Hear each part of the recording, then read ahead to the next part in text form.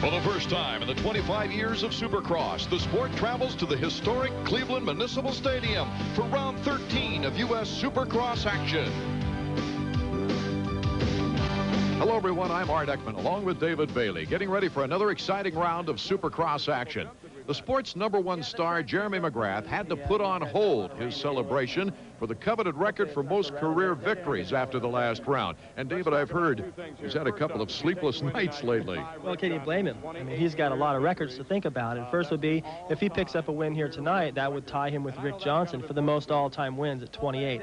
Also, it would put him in line to break his own record of the most races in a single season. But more importantly, that Supercross title, his third consecutive, tying him with Bob Hanna.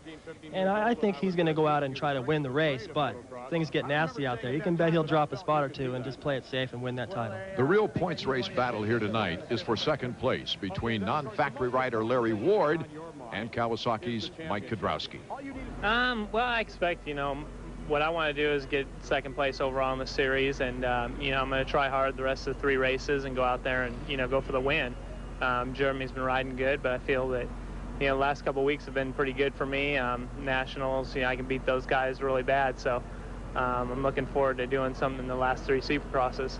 I'm going to try not to think about it. I'm going to go out there. I am in second place, but I have not won a race all year, so my goal is to win one of these last 3 races and get a win under our belt for Team Nolene. And if I just ride as good as I have been all year and stay consistent the last 3 races, then I believe second place will come to us. Larry Ward with a thin 1-point lead over Mike Kudrowski for second place in that points chase. 3 short Supercross tracks remain on the season. Advantage Ward? Oh, I think so. I would give it to Ward. And from listening to Kudrowski then, he seems to have outdoor on the brain. And although Larry Ward did struggle in the middle of the season, he seems to have things back on track. This is the very first Supercross race for the city of Cleveland, and it presented several unique challenges to the track builders and a big plus point for the fans. Let's take a look at the Suzuki track map. Well, from the looks of this track map, you can see they weren't allowed to use the football field. They're running the perimeter this evening, and that whoop section on the far right side of your screen has a corner right before and right after. It's going to be interesting for the riders to find the fast line through there. But they allowed the fans to get on the football field itself for a close-up look. Let's go to Marty Reed, trackside. Track conditions are going to play a key role in tonight's event. We've had 3 days of rain prior to the event here in Cleveland, and the Dirt Works crew, headed by Rich Winkler, has worked 600 man-hours. They brought in 450 truckloads of pure mud. It's wet underneath. It's dried out on top now, but look what's happening. We're seeing a lot of rutting action. And if you remember, we also had some rutting in our last race at Dallas, and it proved to be a problem for Jeremy McGrath. He talked about it before today's race. Yeah, the track is a little soft because of the rain. The crews, they've been working 110% overnight. They got a little delayed because of the rain, but I don't think that's going to be a factor in the race. I think they do a great job, but I think one of the problems we have now is just the promoters are trying to make the tracks easier, so it's not just a Jeremy McGrath show. Honestly, I think the track is really easy and probably one of the worst ones I've ever ridden on. Well, you heard it, the champion talking about the track too easy. And what they're trying to do is just make it easier for everyone. So the 125 guys and the new guys at Supercross have an opportunity. But for a guy like Jeremy McGrath, who's capable of a lot more, it's frustrating. And as we see on our Suzuki starting grid, all the contenders ready to go for the 125 main event. Mike Brown really showed a lot of strength in the last couple of races, as well as the heat race earlier. Tim Ferry is back after the broken jaw, so that should be a good confrontation. Sure, Pichon's kind of had things his way in this East Coast, and now Ferry's back in there to make it tough. You also got James Dobb, who's lined up all the way on the inside, number 16 right there on your screen. A very short start at this track at Cleveland Municipal Stadium, so you've got to get a great jump. If you didn't qualify well and get a good gate position, you got to be content from coming from mid-pack, really. Well, that's because probably you'll be lined up on the outside here. This start reminds me of the LA Coliseum. It's just a quick little left-hand jog, and the guys on the outside are going to have all the problems happening right into them. That's why the contenders are matched up inside. It's Mike Brown with the hole shot. Oh, going off the track is Mike Catton, East Sparta, Ohio rider. He's still not sure where he is, I don't think. Well, he took a good fall. He looks pretty dazed, and he's right next to those cement steps there. Lucky he didn't get hurt. As we look at our Honda track cam, the riders filing through, pretty crowded in the back of this pack. Pretty clean start with only one rider down is Mike Brown. Tim Ferry 23 and 101 Mikel Pichon. Pichon already the winner in the East Division 125s, but Tim Ferry wants to come back as we take another look at the start.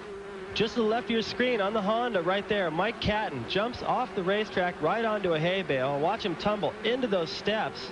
A few feet farther, that could have been a serious injury right in the back. Meanwhile, out in front is number 26 from Honda of Troy, Mike Brown, and then you see Ferry on the yellow bike, the Suzuki, with Pichon right behind him. So the stage is set really for a wonderful competition out front. James Dobb is actually in fourth, a little ways back of Pichon. Well, it looks like all the fastest riders are occupying the top 4 positions right now. Look at Pichon jumping through that whoop section. Excellent rhythm. A short, fast track here in Cleveland. We'll be back with the 125 main in a moment. This edition of ESPN Speed World is brought to you by Honda, defending champions and holders of the past 7 consecutive Supercross titles. Honda, come ride with us. And by Suzuki. Right now, your Suzuki dealer has the ride you've been waiting for and the financing to get it. This is a 1-800-COLLECT call. Hey, this is your son, Jeremy. Your son, Jeremy. Trying to be funny? I've been eating pretty good. Doug and I were just hanging out. Cheese.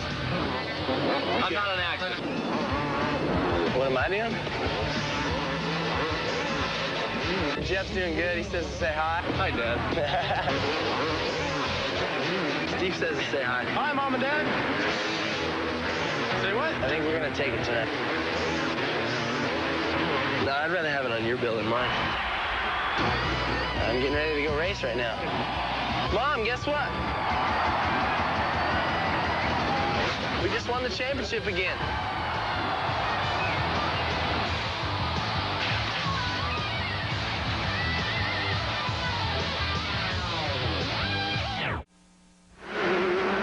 We're back at Cleveland Municipal Stadium. Art Ekman, David Bailey, and Marty Reed in the pits as we look at Tim Ferry and Mike Brown go at it. Mike Brown, Honda of Troy rider, basically was known as an outdoor rider, but has adjusted well this season to the Supercross, especially after coming off a chest injury in Indianapolis.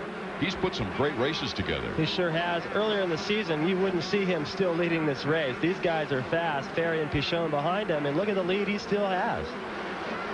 There's the whoop section that riders like to pass on, but they can't get momentum going into the whoops or coming out because of the tight turns. Well, that's a place where I think somebody like Pichon would shine. Somebody that Pichon, a lot like McGrath, who's pretty clever at finding different lines. And we saw earlier, he had a pretty nice rhythm through there, jumping through there. But if you mess up the corner, it slows down your speed for the whole section. So you got to be sharp through there. The real battle we have on the race course right now is for 4th place. Number 16, James Dobb.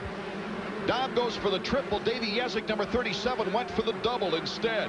Yezik is in a points battle now with Mike Brown, as this is the final 125 East Division race of the year. They're looking for 2nd place, and oh, Mikel Pichon went down. So you can see just then, James Dobb and Davey Yezik go by. Now they're balanced for 3rd place, and Pichon has a lot of work to do.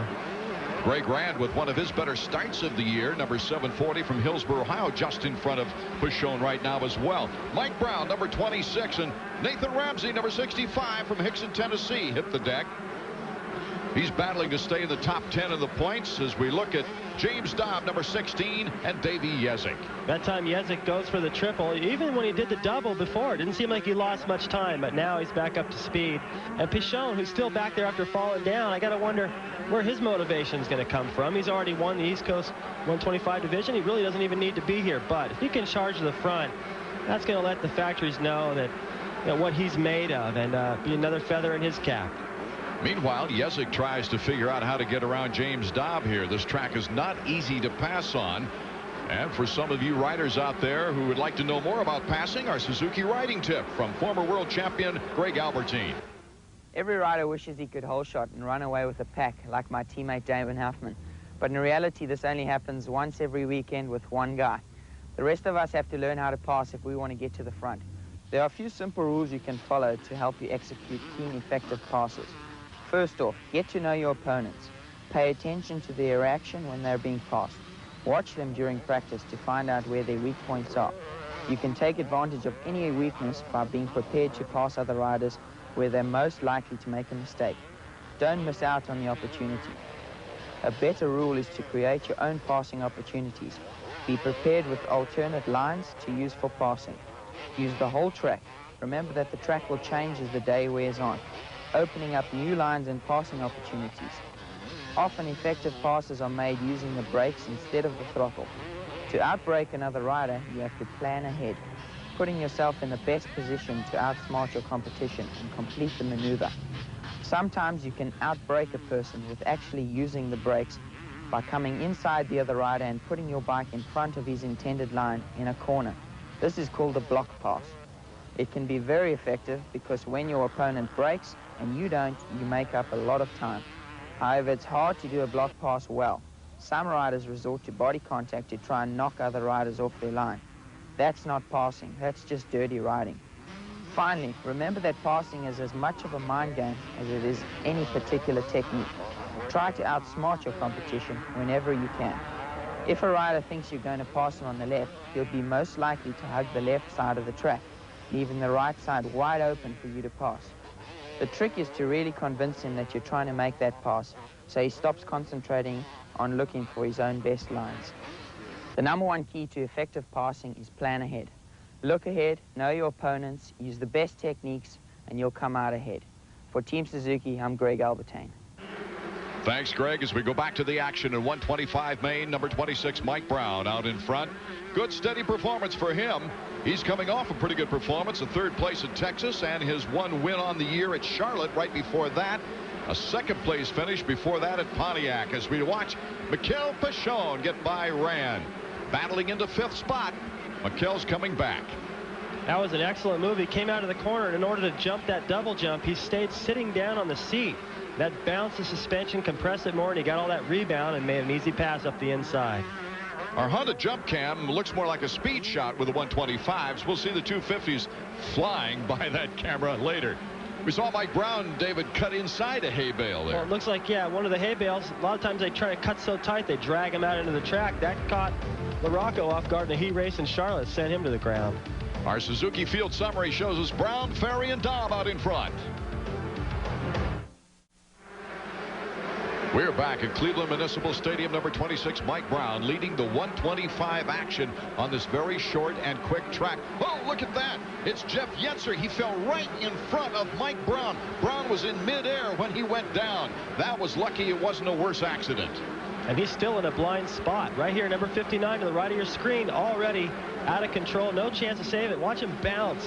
That could be a collarbone right there. Look at Mike Brown in the air, nowhere to go.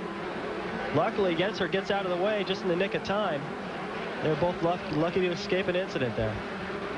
So Mike Brown, still our leader, number 26, despite a hair-raising accident right in front of him off the finish line jump. It doesn't seem to affect his rhythm much. And you see all those ruts right there as they enter that whoop section. You got to get in those ruts perfect or it'll mess up your rhythm all the way through that whoop section. Already Brown has clicked off another lap. He started the season with a 5th in Orlando, got another 5th in Atlanta, but a 9th and 8th, and then a press day injury. He was performing in front of the press, went down hard, and missed 2 races, but has come back with some great performances. Here's Tim Ferry, really the only rider right now with a chance at challenging Mike Brown in 2nd place. And right there, Greg Rand off your screen had crashed on that triple right there as Ferry came by. Ferry has got a pretty good lead over the 3rd place rider, but he hasn't been able to close on Mike Brown. Mike Brown riding a lot better than I've seen him ride in the past. A lot of confidence after picking up his first win. Mike Brown is ripping it off, and let's check the Honda stopwatch for the interval to see what the distance is between 1st and 2nd place. 4.2 seconds. Ferry is back, but with all those lappers out there and the ruts, most anything can happen. You can see how far it is back to the 3rd place rider. Here he comes right here, Davey Jezik, number 37. 17.5 seconds. And Pichon, 21 seconds back. And that's a lot of time, Art. Pichon hasn't gained any time. If anything, he's lost time. And I'm going to assume, because this track is shorter, that the lap times are going to be somewhere under 50 seconds. So that 21 seconds is nearly a half a lap. We'll keep the Honda stopwatch running to see just how fast the lap time is with Mike Brown. Brown just entering the whoops now. We'll check the stopwatch in about 47 seconds. They had 47.6 there as he goes over the finish line jump. That's a quick win. That's pretty quick. I think Brown's doing a little quicker than everyone else. Still riding with a lot of confidence. Right there, look at James Dobb. He's got company from Pichon, so Pichon is making up time. Look at Pichon jumping through this whoop section. So much smoother through there. You don't have to hit all those bumps. He's only touching 4 or 5 times through there, and if you can do that every lap, you save a lot of energy. The Englishman using all the track and also using some lappers right now to stay in front of the Frenchman. Dobb had gone into the season with high expectations, got a couple of 4th place finishes in the first 3 races, but then injury problems and inconsistency after that have really taken the wind out of his sails. Here's Pichon. He triples over Dobb into 4th place. Pichon's next sights, they're set on Jezik. You know, I don't understand why Dobb didn't jump that triple. Already had a perfect run at it. He was lined up straight and nobody in his way. Possibly just a lot of ruts in the face of that jump, something we can't see from here. Our Suzuki Field summary: Brown, Ferry, Jezik, the leaders. You pick out your favorite rider. Back in Cleveland, the final moments of the 125 main, and Mike Brown, who does a little slide there but controlled, has Tim Ferry making up some time now. About 2 or 3 seconds in back of the leader. Tim Ferry's trying to put on a last-second challenge. Well, it's working. As you can see, a little mistake there by Brown when we first came back. He went over the berm, and that's the only thing you can do on a track this tight, is just try to keep pressure on the leader, force him into a mistake, and then go by. Ferry has 2 wins on the year and 2 second places before getting injured with the broken jaw and having to sit out several races, taking him out of the points race. But he's looking for his 3rd win. Mike Brown looking for his 2nd win on the season. And it's coming down to the last lap here in the 125 main. Well, it's just between these two. I think they got enough of a lead on Jezik. They could probably drop it, pick it up, and still hang on to their spot. Right now, Ferry even a little closer than he was that last lap, really keeping the pressure on Mike Brown. He's been mistake-free so far, and Ferry, he's putting on the heat. Ferry, a hard hit coming off the jump. Well, he's trying to set himself up wide for this section right here and just take another line. You saw him jump way to the outside. Watch him double through here. He's got a different rhythm than Brown. He's just trying to do something different, make Brown nervous. It's working. Brown gets by the lapper. Time running out for Tim Ferry. Oh, look at these lappers. This is a situation where Brown's got to be on his toes. Luckily for him, the finish line is coming up quick. The checkered flag for Mike Brown, his 2nd Supercross win of the year, and he secures 2nd place in the point standings, just in front of number 37, Davey Jezik, who placed 3rd in today's race. Tim Ferry, the 2nd place finisher, gave it all he had, David. Look at Eric Kehoe right there. Looks pretty happy. He's with Honda of Troy, and Honda of Troy's got to be happy with this kid Mike Brown. He's coming on strong late in the season.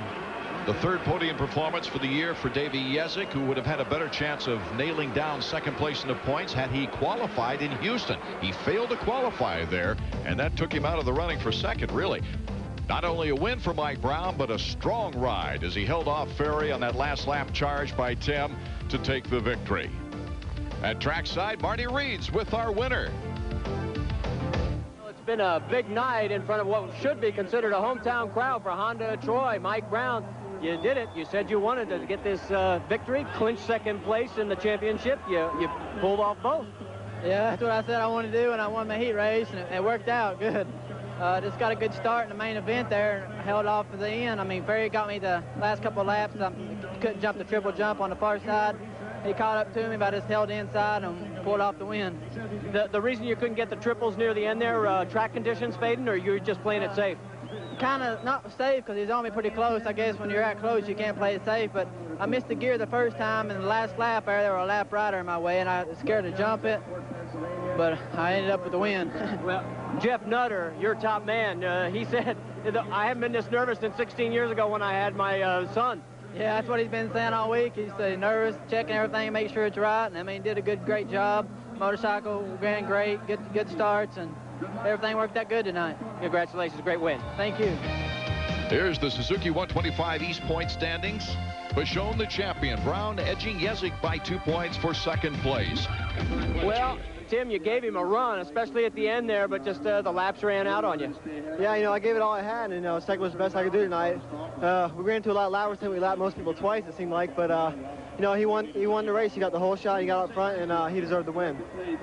You still gave it a great run. Great show for the crowd.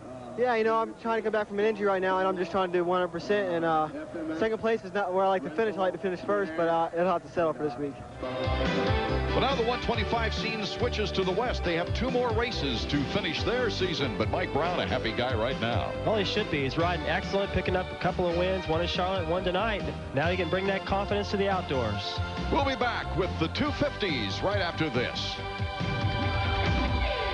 The year 1989 in the sand at Miami. This was round number 5. Rick Johnson had already won the first 4 rounds. Rick Johnson, number 1. You're going to see him in the middle of your screen, locked in a battle with Jeff Stanton in the middle of the pack. Ron Tishner, number 11, looking for his first Supercross victory, and Larry Ward battling out front. Ward on a Honda at that time, but here came Johnson. And look at those ruts.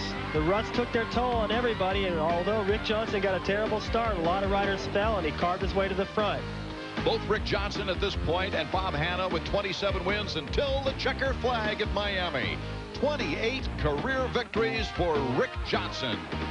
That's the goal for Jeremy McGrath here tonight as we go to the Suzuki highlights for heat number 1. The top 4 riders getting a ticket directly to the main.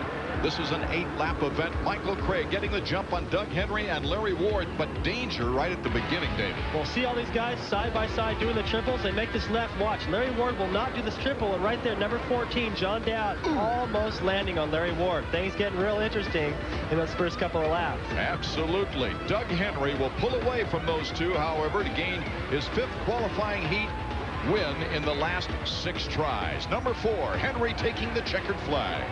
Looks like Henry is anxious to show on dry ground what he can do. That's right, Art picking up his first Supercross win of his career at the last race in Dallas. He wants to prove to everyone he's got the speed on the dry ground. Henry, Ward, Craig, and Dowd. Dowd beating out Kudrowski for the final transfer spot. MK going to the semis.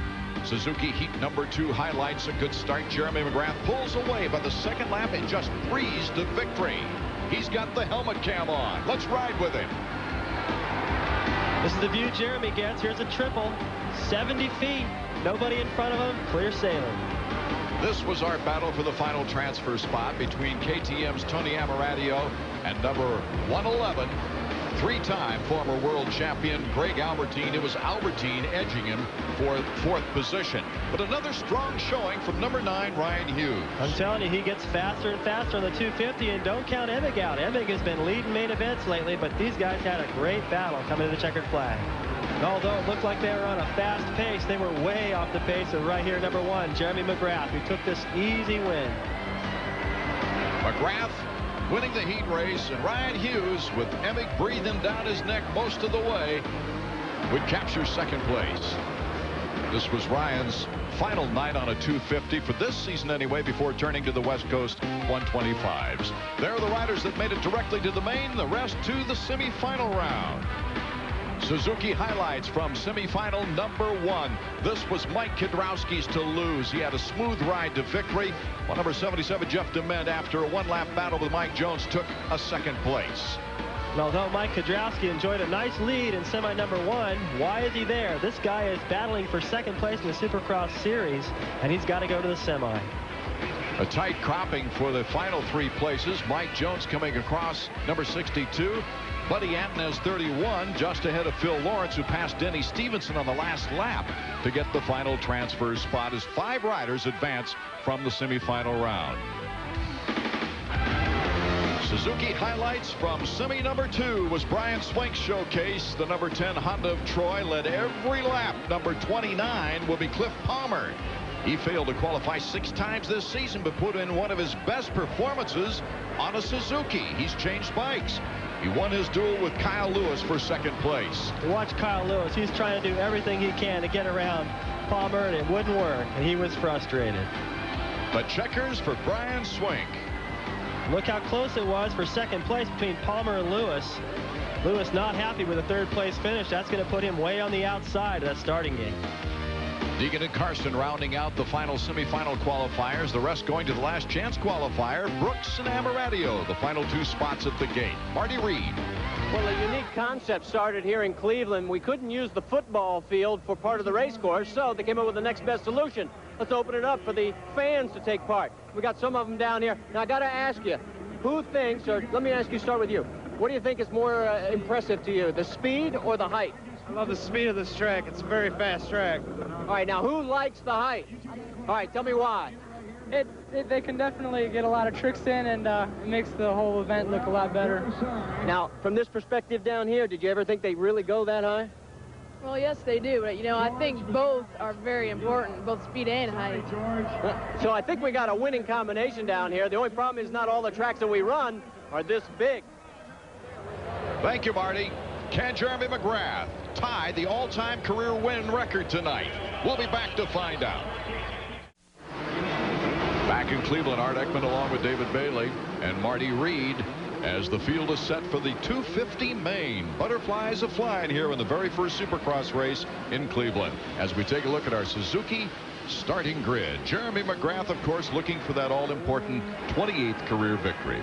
And Jeff Emig, who's been whole shot in everything lately, you can bet he's going to get out to a good start. Don't count out Larry Ward, who's been riding stronger. He's got something to prove. He wants to try to stay ahead of Kudrowski in second for the series, and Doug Henry coming off of a win. That would be quite an accomplishment with a non-factory rider taking second in the point standing.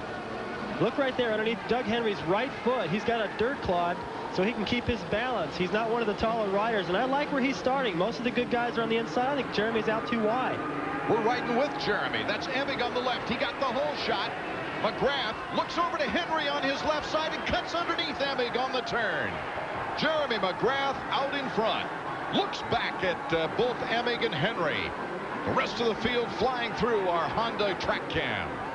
Look at Jeremy getting away clean. He's got Doug Henry, Emig, Larry Ward is up in there. All the guys with good starts. This is an excellent race, and Jeremy on his way to possibly a record-breaking evening.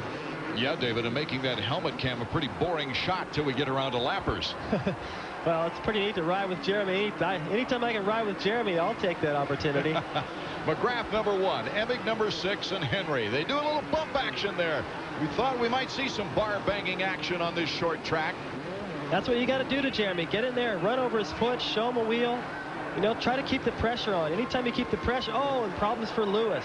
Kyle Lewis going down, the first victim of this track in the 250 main. Shaking the cobwebs out of his head there. Jeremy McGrath, our leader, with Emig second, Henry third. Number 11, Larry Ward, is fourth. Fairly tight pack in the top 4 there. Well, everyone's pretty much single filed out. It looks like a parade right now. This is going to be a difficult track to pass on, but every time I bring up that point it's difficult to pass, Jeremy does it. So and Hughes is now in 5th. Here's a good battle, Emig and Henry, and they love to go at one another. I think Henry's faster than Jeff Emig. He was in the heat race, and if he can get around, he can challenge Jeremy. I don't think Emig is going to be a fight for Jeremy, but Henry is. But Emig is very talented at using up the track. Well, Emig uses up an entire track, rides a wide bike, as we've said before. You see right there, he came all the way from the outside back to the inside and cut off Doug Henry's line, and there's not much of a track to use here, so it should be pretty easy for him to hold off Henry. If you're Henry, what do you do? If I was Henry, I would get in there and get aggressive and probably take Emig out. I mean, just get in there and just bump him out of the way. That's the only way you can get around, and Emig's done it to other people and says he's sorry in the end, and it's water under the bridge a week later, so that's really the only opportunity he has. Jeremy McGrath now about a 2-second lead on Emig and Henry. There's our battle for second place. Henry coming off a win. Emig's best finish was Houston, a second place. Let's go to Marty, who's with Steve Butler. Steve, Jeff in a real dogfight right now. Yeah, there's only 5 laps down, so another 15 to go. They're still pretty close to Jeremy, and I think Jeff's barely staying ahead of Doug, so they could maybe catch up to Jeremy. We'll see what happens. Henry trying everything possible to get by Emig. He's going outside, inside, and Emig just swerving back and forth, taking the line that he wants. And a different line for Emig most of the time. Sure, and I don't want to take anything away from Emig. He's riding great, and he's been riding a lot better lately up front. But I think Henry is faster than Emig, and I think he has the pace and the endurance and all the confidence now after winning in Dallas to run with Jeremy, but he's not going to get a chance unless he can get around Emig now. Jeremy able to pull away just slightly on this short track, and we might reiterate for those tuning in late that the track here in Cleveland goes around a football field, but it's shorter, and we're looking at 40-second range lap times. The Honda helmet cam on top of Jeremy McGrath. And unfortunately, all that picture is going to bring you is dirt. He has nobody in front of him, no riders to look at. Everything's going on behind him, and this is the real battle for second place. Henry trying everything he can do to get up there and challenge our leader, Jeremy McGrath. But he's got to get around Emig first, and as you can see, Emig isn't making it easy. I think at a younger age, Henry might have tried something stupid by now, but he's learned patience in the game. Well, I think so. I think he knows that in order to be consistent and be a threat to win a title, he can't, try so hard and make a move and crash and end up ninth instead of possibly picking up a second or a third. So, he doesn't look real patient right now, but he's still on two wheels. Very aggressive, but smart riding for Doug Henry. They're in the battle for second place as we take a look at the Suzuki Field Summary. McGrath out in front. Kudrowski mired in 8th. We'll be back in a moment. Art Ekman, David Bailey, and Marty Reed from Cleveland with Supercross action. Round number 13. Jeremy McGrath is out in front. This is the battle for second place. Jeff Emig, number 6. Doug Henry, number 4. Henry has been hounding Emig. Emig using the track well. So far has been able to fend him off. But look out. Here comes Henry on the inside. Henry into second place. Emig, though, is not giving up. He's coming right back. And look at Emig, completely overjumps that jump just to take Henry almost off the track. And that's what it takes on a track like this. You've got to get aggressive, even border on a little bit of dirty riding in order to hold your position. Emig does it nice. Emig putting the squeeze on Henry there. And oh, Henry makes a little mistake. Goes up on the berm. Dowd went down. Hughes moves in front of him. We've got a battle in the back of the pack now. So now the one spot where Henry was strong and could get around Emig, as we're going to take another look at the replay, right through there, he set himself up out of the other corner. He came out and positioned himself on the inside and just jumped in front of him. But the aggressive move by Emig right there, almost losing the front wheel and going down, but it paid off. And watch McGrath right here. He wheelies over those ruts, keeping that bike flat through those whoops.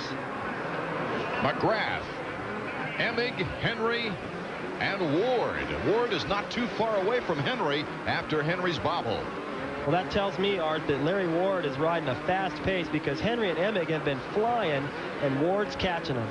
He's got a chance for the best Supercross season of his career should he continue in second place in the point standings. He's got a lot on the line tonight. Not only the 28th career win to tie him with Rick Johnson, but also clinch his 3rd consecutive title. The industrial city of Cleveland opened up an interesting opportunity for Marty Reed. Let's see what he found. Brake technology is constantly changing, and we're taking advantage of our location here in Cleveland to visit the Velvet Touch factory. No matter what type of vehicle, whether it's an M1 tank, where you've got to have a brake pad this size, or the Lockheed L1011, which has a pad this size, or what we're more familiar with, motorcycle pads, the problem still remains the same. You've got 4 key areas that you've got to solve.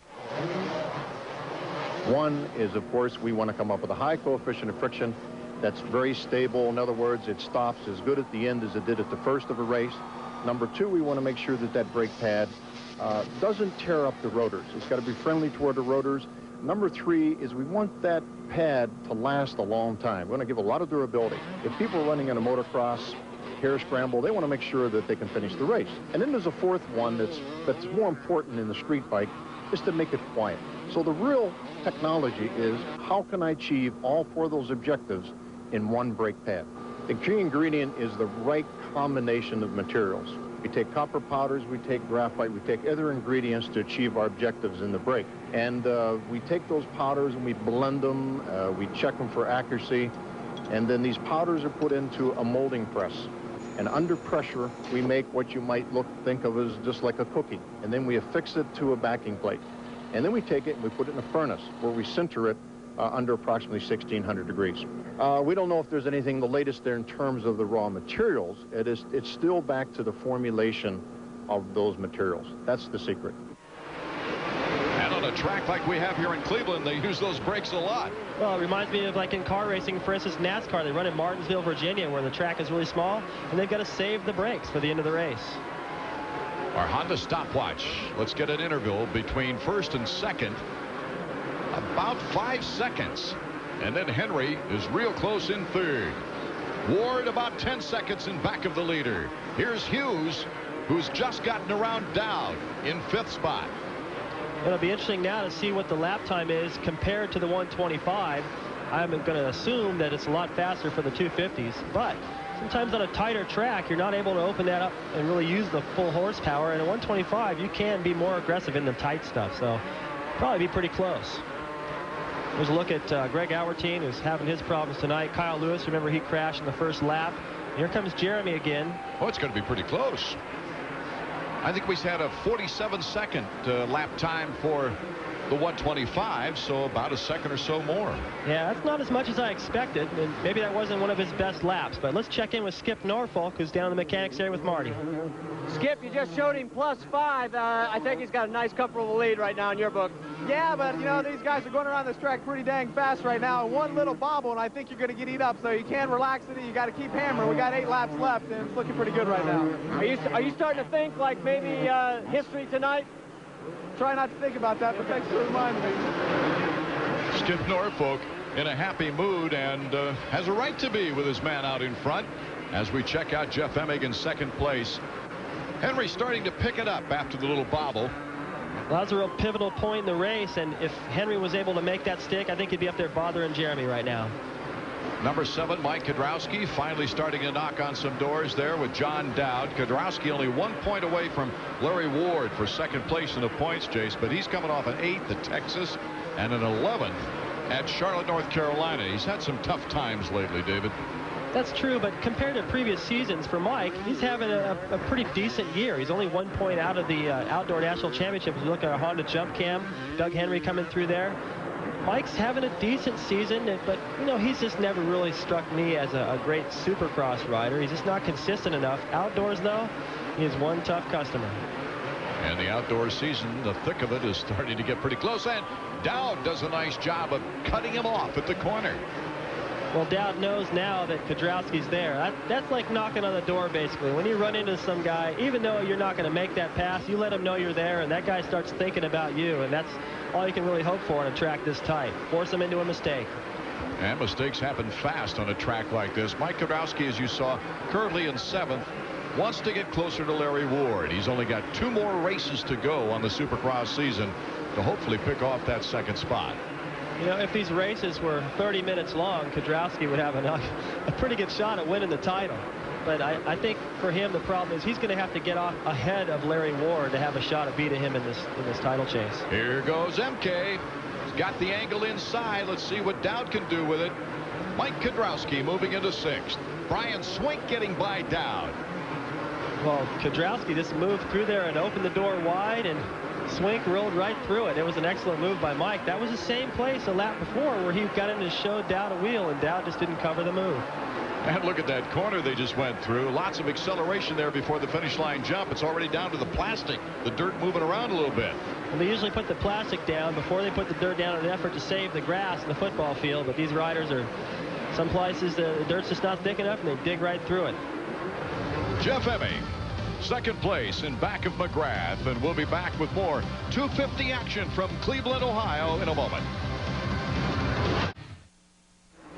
Live action from the 250 main in Cleveland, Ohio, and Jeff Emig gets the yellow flag. You see Michael Craig is down. Looks like he might be hurt seriously, maybe. He's not moving. The yellow flags are waving. Jeremy McGrath coming through the little jump section there.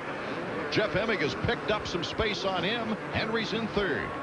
Well, possibly when Jeremy came around there and saw the flags, he didn't do that triple, and you saw Emig came through there and actually doubled it. And whatever the case, Emig has closed the gap on our leader. So we've got a close race on our hands and still yellow flags in that portion of the course. The paramedics have surrounded Michael Craig. They're not moving him off the track, David.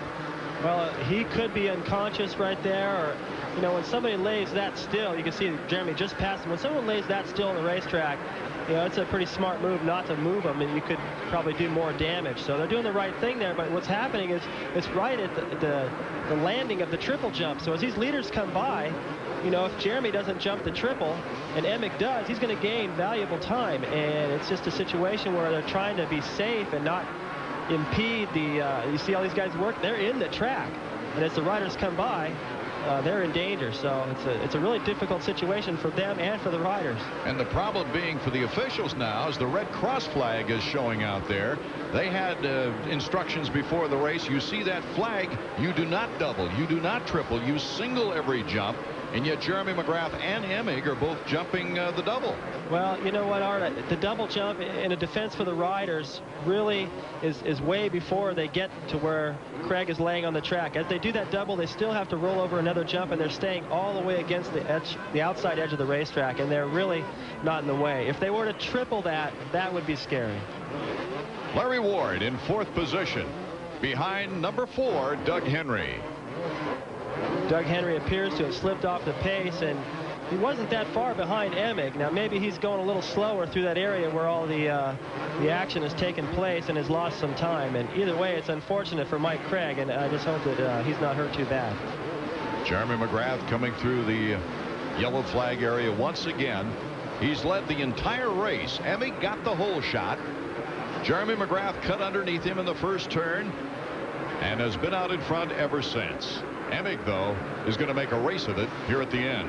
Yeah, you can bet that Jeremy knows he can feel Jeff Emick. Look how close Emick has gotten. And I don't know if it's as a result of Craig going down and causing some chaos over near that triple, but as the final lap, Emick is within striking distance.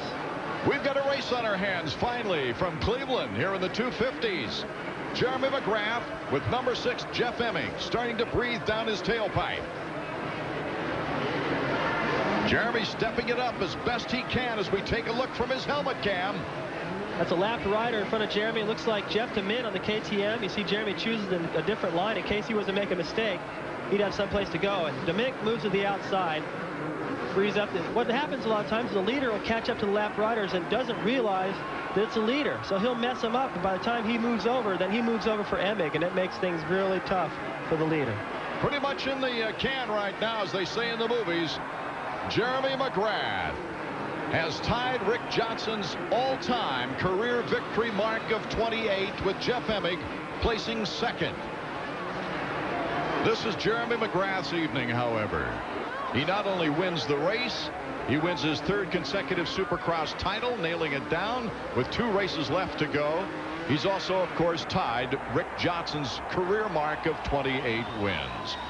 It also opens the door for him to approach one of his own records of 10 victories in a season. 2 races to go. He could beat that. Jeremy McGrath, our champion, and we'll be back right after this. The financing to get it.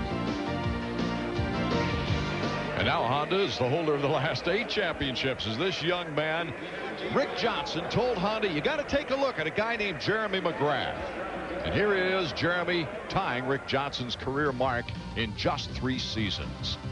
There's our final results. Let's go to Marty.